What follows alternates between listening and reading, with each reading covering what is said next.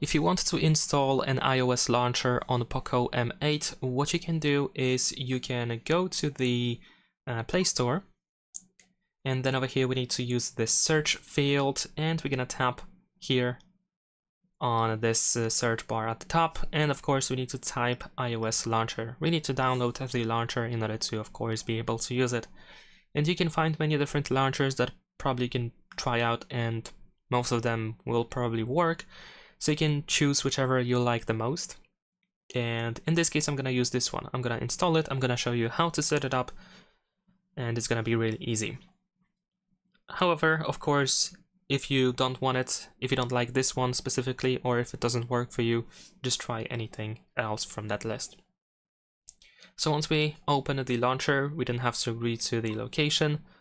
To share the location, we can grant access to contacts if you want to, and some other stuff as well.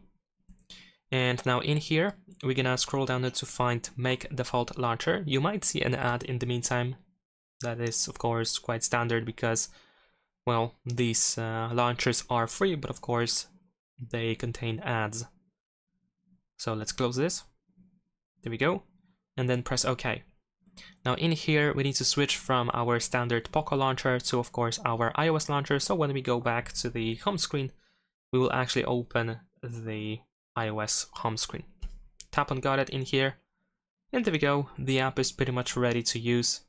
As you can see, we have the app library as well, so you can now enjoy the iOS theme on your phone. And that is pretty much it. Subscribe to my channel.